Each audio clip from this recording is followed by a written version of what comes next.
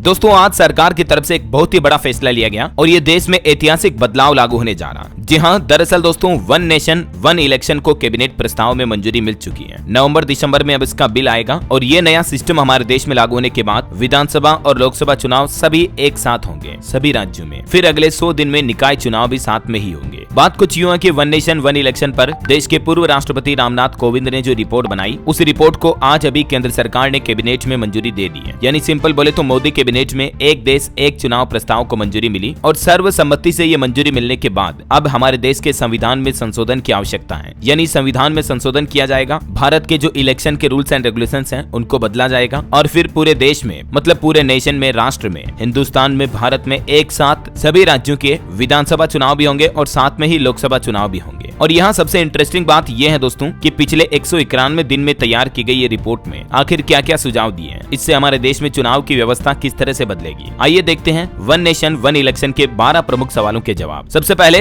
One nation one election system है क्या? ऐसे समझिए हमारे देश की सभी 543 लोकसभा सीटों और सभी राज्यों व केंद्र शासित प्रदेशों की कुल 4130 विधानसभा सीटों पर एक साथ चुनाव होंगे। वोटर, सांसद और विधायक चुनने के लिए एक ही दिन एक ही समय पर अपना वोट डाल सकेंगे। मौजूदा व्यवस्था क्या है हमारे देश में? अभी आपको पता होगा देश में अलग अलग लोकसभा चुनाव, अलग अलग राज्यों में विधानसभा चुनाव भी अलग अलग समय पर होते हैं, है ना। लेकिन ये सिस्टम लागू होने के बाद पूरे एक ही फेज में इलेक्शन कंप्लीट होंगे। वन नेशन वन इलेक्शन की कमेटी में कौन कौन सदस्य हैं? पूर्व राष्ट्रपति, एक वकील, 3 नेता और 3 पूर्व अफसर समेत टोटल 8 लोगों की ये कमेटी है। और कमेटी ने सरकार को ये सिस्टम लागू करने के लिए क्या क्या सुझाव भी दिए हैं। पहला ये कि सभी विधानसभाओं का कार्यकाल अगले लोकसभा चुनाव यानी 2029 तक बढ़ाया जाए। पहले चरण में लोकसभा विधानसभा चुनाव और फिर दूसरे चरण में 100 दिन के भीतर स्थानीय निकाय चुनाव करवाए जा सकते हैं। मतलब जैसे सरपंच, प्रधान वगैरह के जो लोकल इलेक्शन होते हैं ना, वो भी मेन इलेक्शन के 100 दिन के अंदर अंदर कंप्लीट होंगे। चुनाव आयोग लोकसभा, विधानसभा व स्थानीय निकाय चुनाव के लिए सिंगल वोटर लिस्ट और वोटर आईडी कार्ड बनाएगा। देश में एक साथ चुनाव कराने के लिए उपकरणों, जनशक्ति और सुरक्षा बलों की एडवांस प्लानिंग करने की सिफारिश भी की है। अब ये कुछ पॉइंट्स देखिए आप कि वन नेशन वन इलेक्शन लागू होने से हमारे देश में फायदा क्या होगा। तो सबसे बड़ा फायदा तो ये होगा कि इलेक्शन पर लगने वाला खर्चा कम होगा, क्योंकि बार बार ये व्यवस्थाएं की जाती है। इसको यूं समझिए कि जैसे किसी परिवार में 3 बच्चे बच्ची हैं, तीनों की शादी अलग अलग करेंगे तो 3 बार खर्चा होगा, 3 बार उनका ब्याह शादी करनी पड़ेगी, मेहमानों को बुलाना पड़ेगा, खाना खिलाना पड़ेगा, है ना। उसके बजाय अगर तीनों की एक साथ शादी कर दें तो एक ही खर्चे में तीनों की शादी, तीनों का ब्याह एक साथ हो जाएगा ना। बिल्कुल सिंपल इसी तरह से देश भर में लोकसभा चुनाव, विधानसभा चुनाव एक साथ होंगे तो बार बार व्यवस्थाओं के ये खर्चे नहीं होंगे। हालांकि ये सिस्टम को लागू करने के लिए कुछ चुनौतियां भी हैं। क्षेत्रीय दल भी कई इसका विरोध कर रहे हैं, विपक्ष वगैरह जैसे कांग्रेस, बसपा, सपा वगैरह इसका विरोध करते आए हैं। अभी दुनिया के किन किन देशों में ये चुनाव की व्यवस्था लागू है? दक्षिण अफ्रीका, स्वीडन, बेल्जियम, जर्मनी और फिलीपींस में one nation one election system लागू है। अभी एक दिन पहले आपको पता होगा देश के गृह मंत्री अमित शाह ने कहा था 17 तारीख को कि सरकार इसी कार्यकाल में वन नेशन वन इलेक्शन लागू करेगी और आज तो देखिए मंजूरी भी मिल चुकी है। इस बिल और कानून को लागू करने में कुछ अड़चने भी आ सकती हैं, जिनके बारे में डिटेल भी आप देख सकते हैं। तो ये दोस्तों one nation one election process से जुड़े कुछ महत्वपूर्ण अपडेट, उम्मीद है आपको जरूर जानने मिले होंगे। और भी दोस्तों इस सिस्टम के बारे में आपका क्या ख्याल है मुझे नीचे कमेंट करके बताइएगा जरूर। और बाकी इस वीडियो को लाइक और शेयर करना, DLS न्यूज चैनल को सब्सक्राइब करके बेल आइकन जरूर दबा देना रोजाना ऐसे इन्फॉर्मेटिव काम की खबरें देखते रहने के लिए। जय हिंद, जय भारत, वंदे मातरम।